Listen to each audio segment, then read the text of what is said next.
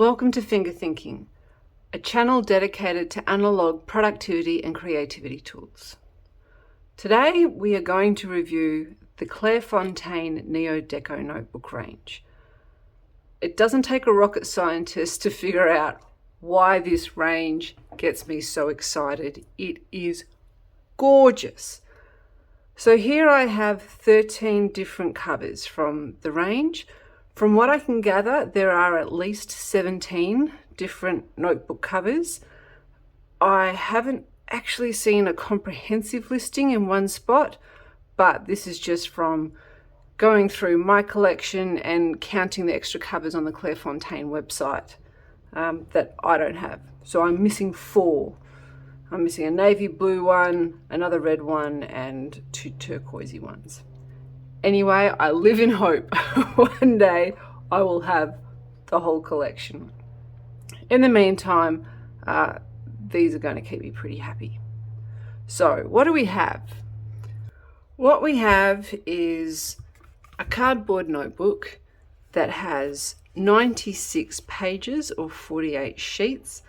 These sheets are unnumbered, so if you're like me, you have to sit there and number them all yourself. If you ever want a trick for that, I don't know what other people do, I only number all the odd ones. So I'll start 1, 3, 5, 7, 9, etc. Because obviously I can figure out what the page on the left is if I know what the page on the right is. But I do like all my notebooks numbered because I typically put my own index in them. Anyway, so the paper is the 90 GSM Clairefontaine Ivory. It's a really nice paper. These notebooks come, I believe, only in ruled. I'll put a note in the video if that is incorrect, but I've only seen them in ruled.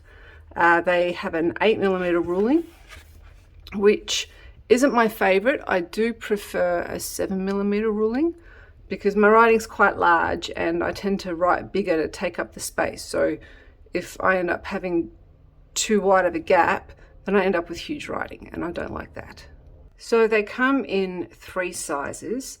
There's this size, which is the A5, which they have as 14.8 centimeters by 21 centimeters.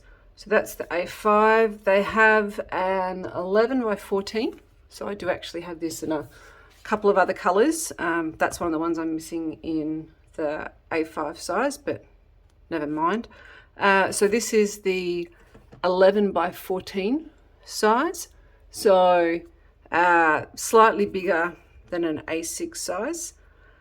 And then there's another size which I know I've got one of somewhere, but I can't find it to save my life. It's a 9 centimeters by 14 centimeters. It's a traveler notebook, so it's a little skinnier than this, and a little not quite as long. So it's an unusual size. But anyway, yeah, so the 9 by 14 is a traveler size. They all have the same terrific paper though, the same 8mm lining. They are stitch bound notebooks. So you can see the stitching there. You can, if I open it up to the center, you will also see the stitching in the center. So not staple notebooks. From a functionality standpoint, it doesn't make a lot of difference. It's probably a little harder if you're someone who likes to open them or fold them back on themselves. But otherwise, it's really an aesthetic thing. It is quite pretty though. And the stitching is all color coded to the books. So in Australia, these retail for about $15 each. I have managed to pick mine up at kind of on sale. So a lot of these have come from TK Maxx if you're outside the US, or TJ Maxx if you're inside the US, or they have come from Amazon on sale. So on Amazon I've paid between $4 and $6 for them, and then at TK Maxx they're typically $5.99, so $6 each. The problem is with TK Maxx is they are just potluck. You get what's on the shelf if indeed there are any at all, and anyone who shops at TK Maxx knows that they just have dumps of stuff. So they might get a dump of Clairefontaine. I got a lot of these over Christmas. and they had Clairefontaine in a few stores, but once they're gone, I don't know the next time that I'll see a kind of a lot of Clairefontaine books at TK Maxx. Amazon does and doesn't have them in stock. I don't know who's actually the seller behind Amazon for these, but they are subject to the algorithm pricing. So the more they have in stock and the slower they're selling, the cheaper the price. And if lots of people are buying them and they're running out of stock, suddenly you'll see the price on these be like $35 each, which is obviously ridiculous because that's higher than the retail price. Okay, so if we do just a writing test in these, writing in these books is an absolute dream. So, and because they're so small, one of the issues that I have with some of the other notebooks I have, which are quite thick, is that you fold them out and then it's just uneven, and I'm always putting something in there to try and get the surface more level. These are small. You don't have to do that. I typically use them for one subject thing. So if there's something in particular that I want to study, I'll just assign a notebook to these. They are, because they're cardboard, you can write on the front in biro or marker, and I tend to use washi tape to stick on mine just in case I want to label them. But yeah, so if we do a writing test, let's start with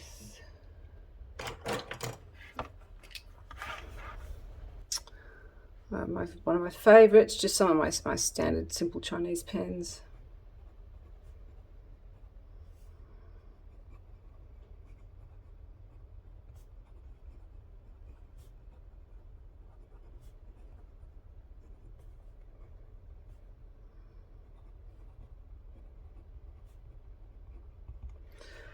Okay, so one of the things I really like, and I don't know if you can pick this up, whether it's visible on the camera, is I do like the way that the ink lays down. I like to watch how it's wet and then dries.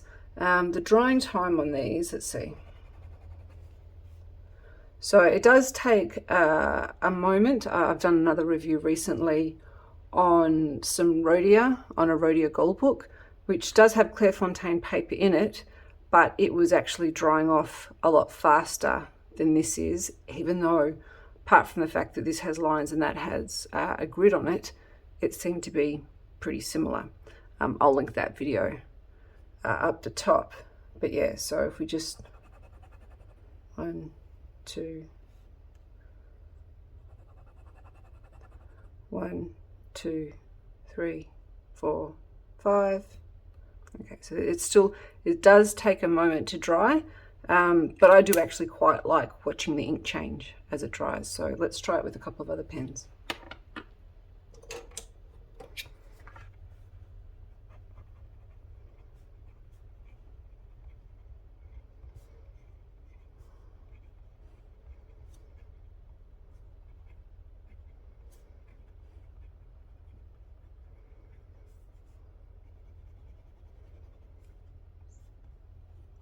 So that maybe it's just the ink. This ink is drying a lot faster. 1, 2. 1, 2, 3, 4, 5. Okay, so it's barely a smudge at 5 seconds.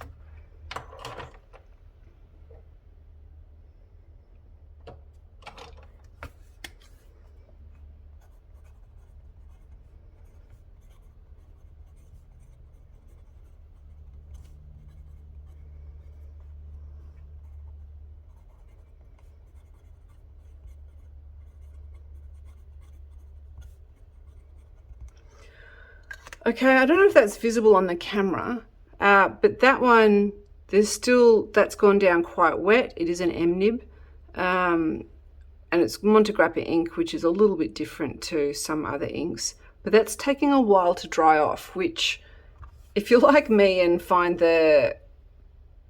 just the effect of it drying before your eyes quite mesmerizing, then you'll really enjoy it.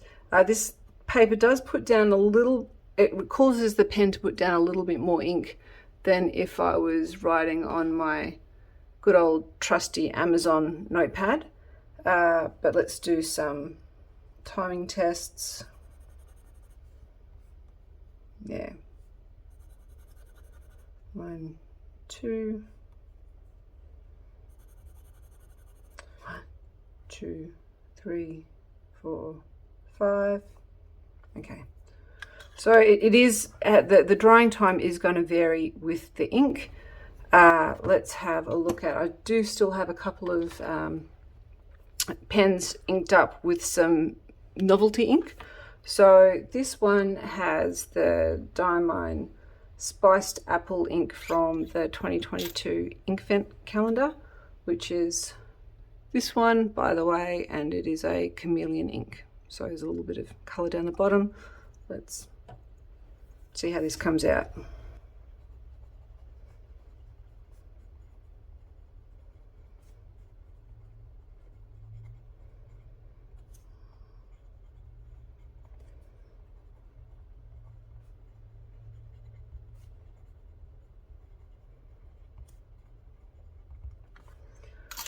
So this is the same thing. So that's taking a moment for the ink to dry off as I've laid it down.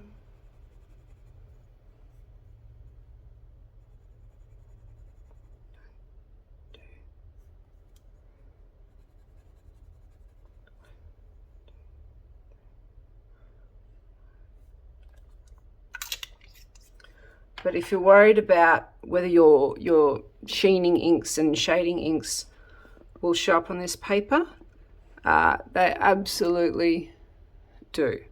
So I can see the top of the writing looks like it's red, and the bottom looks like a kind of golden apple. I suppose that's the spiced apple part of it. It's actually a really pretty ink. It's obviously a Christmas ink, but so that's pretty good. The cream paper certainly doesn't diminish that, and might even enhance it. So this pen, we've got some Yule Log Diamine ink. This is a shimmer ink, so we'll see how much shimmer comes out. When I tested it on the Gold Book, you couldn't see the shimmer a whole lot in the Rhodia, but that could be the ink itself, not the paper.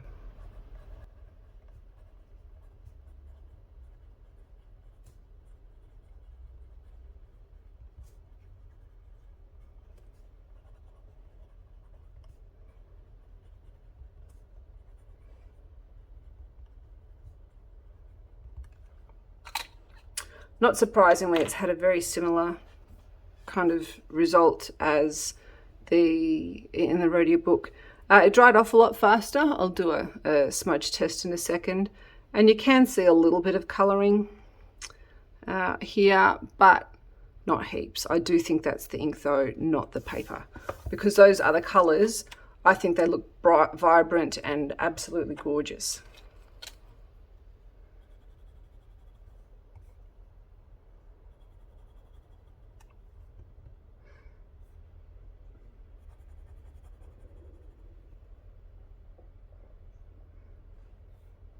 Okay, and that ink also dries off really quickly. So your drying time is going to vary on this paper based on the ink. There is absolutely no bleeding, none at all in any of these inks, and this is quite a variety of ink. There's no ghosting at all. If you write with a very wet pen, you're going to get ghosting. If you write with a Sharpie or something, you're probably going to get ghosting. But otherwise, this is a really nice writing experience. One thing that I will note is that there are definitely two sides to this paper. So if I call this side the front and then this side the back, the front is smoother to write on. There isn't any visible difference. It's just there's a little, this is ever so slightly rougher. Most people might not notice it. I do, so I just thought I'd mention it. And that's not surprising because just the general manufacturing process, there's always going to be a slight difference on the side of the paper. Even printer paper has a side that's better to print on than the other. So it means that for the first half of the book, this page is slightly smoother than this page. But then, of course, for the second half of the book, it means that this is the rougher page, so it becomes the left page becomes slightly smoother than the right, because it's just a single fold of paper. So that was probably the last thing that I would note on this book. And there we have it, the Clairefontaine Neo Deco notebook. These are so lovely. They are gorgeous to look at. They are gorgeous to use. They are gorgeous to write on. I am such a big fan, which is why I have about 7 or 8 in every color. So do the maths. I have 100 of them. For $15 each, they may or may not be in your budget. However, if you can pick them up for $4, $5, $6 on Amazon or at TK Maxx, that is a bargain, and I think it's probably money well spent. Thank you very much for joining me here at Finger Thinking today. If you like this video, please subscribe, and I look forward to seeing you next time. Bye.